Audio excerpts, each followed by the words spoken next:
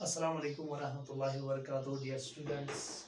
Our today's topic is fraction. It's from class 6 mathematics. Fraction के बारे में हमने आपको पहले ही बता दिया है. Fraction is a number representing the part of a whole. The whole may be a single or a group of objects. यहाँ पे अगर हम बात करेंगे तो फ्रैक्शन के बारे में हमें यहाँ पे पढ़ना है कि कैसे फ्रैक्शन को हम रिप्रेजेंट करते हैं. आप लोग जानते हैं कि फ्रैक्शन में दो पार्ट होते हैं. First is numerator and the second is denominator.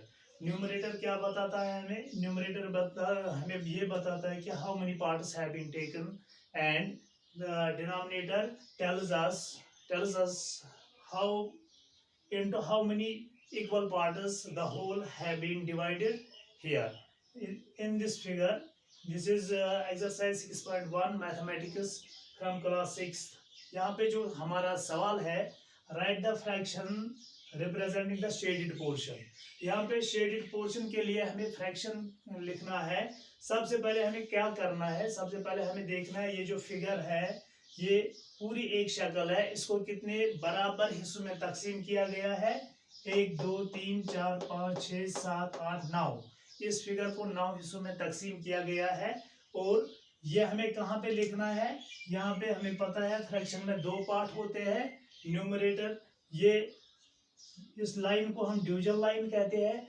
इस डिवीजन लाइन के ऊपर जो हम डिजिट लिखेंगे उसका मतलब है इसमें से कितने पार्ट को कलर किया गया है, उसको हम न्यूमरेटर बोलते हैं. और डिनोमिनेटर इस डिवीजन लाइन के नीचे लिखेंगे.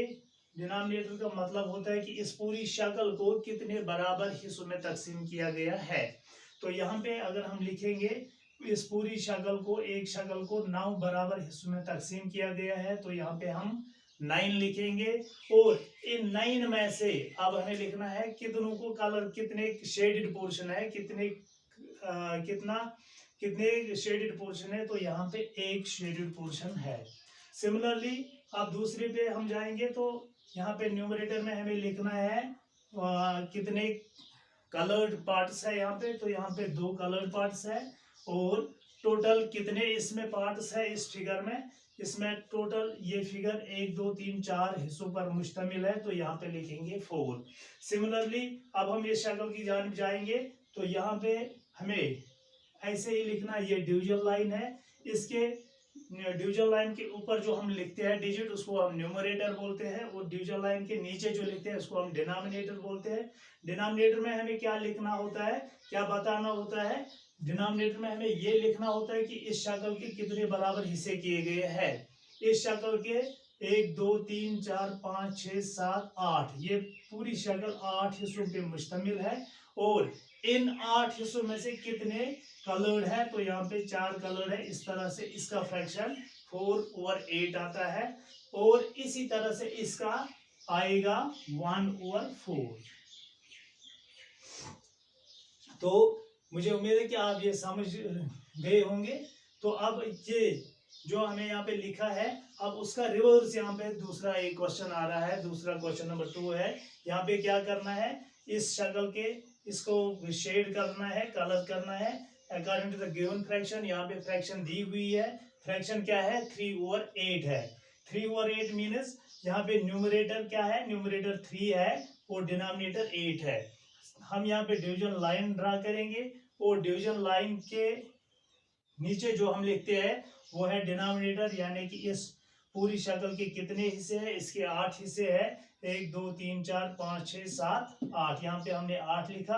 अब 8 में से कितने को कलर करना है? इनको, इसमें से 3 को कलर करना है. यहाँ पे हम 3 को कलर करेंगे.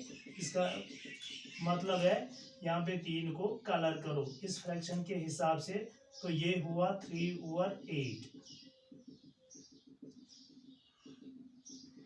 इसी तरह से अगर हम दूसरे शक्ल पे जाएंगे, यहाँ पे क्या करना है? यहाँ पे भी ऐसे ही शेड करना है. कितने हिस्से? 4 में से 2. टोटल इसके 4 पार्ट्स है. 4 में से 2 को कलर करना है. तो इनमें से हम 2 को कलर करेंगे. तो इस तरह से ये फ्रैक्शन रिप्रेजेंट करेगी 2/4.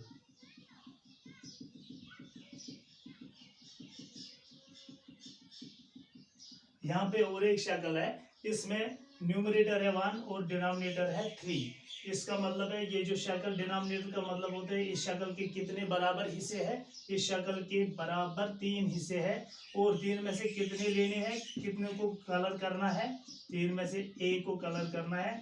तो इस तरह से इसका फ्रैक्शन, इस शक्ल का फ्रैक्शन बन गया, शेडेड पोर्शन का फ्रैक्शन बन गया 1/3। और इसी तरह से ये 4 टोटल है, 4 में से एक को कलर करना है क्योंकि न्यूमरेटर यहाँ पे 1 है। ये देखो हमने एक को कलर किया और इस तरह से यहाँ पे 1/4 लिखेंगे। तो मुझे उम्मीद है कि आप ये वीडियो गौर से सुनेंगे, देखेंगे और ये समझने की कोशिश करेंगे। ये बहुत आसान वीडियो है, बहुत सा आसान क्वेश्चन है और बाकी जो सवाल इस एक्सरसाइज के हैं वो इंशाल्लाह आप खुद हल करने के काबिल होंगे। खुदा हाफिज।